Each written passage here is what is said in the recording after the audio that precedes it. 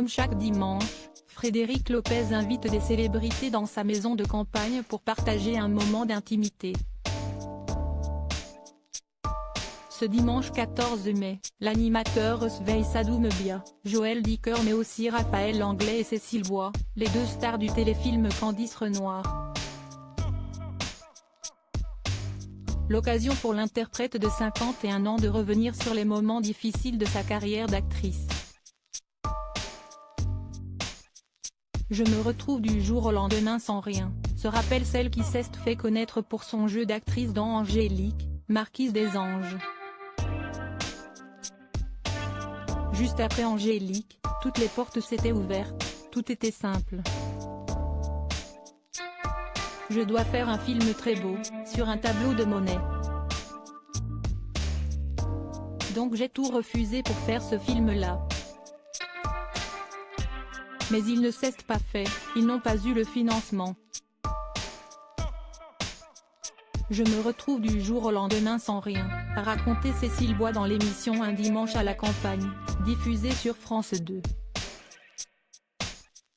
La comédienne décide alors de quitter Paris pour s'installer à la campagne, mais rien ne se passe comme prévu.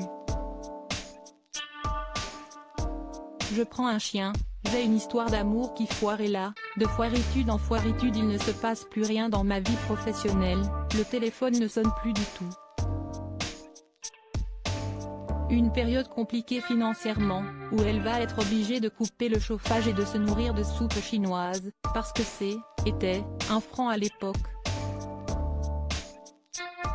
À l'affiche d'un nouveau téléfilm cette période, qui va durer 1 an, ce qui est très long quand on ne sait pas ce qu'il va se passer, ne va pas s'éterniser pour Cécile Bois.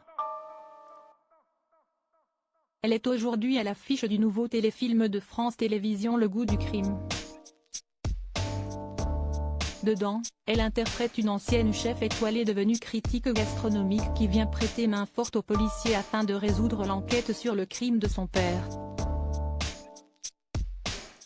C'était un défi et une opportunité de me renouveler. Laure, que j'incarne, s'est perdue après le décès de son père et elle a vécu l'humiliation d'être quittée par le père de sa fille pour une femme plus jeune.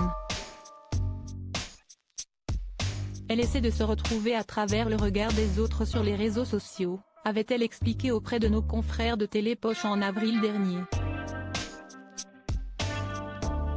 Article écrit en collaboration avec 6 Médias Crédit Photo, Christophe Clovis.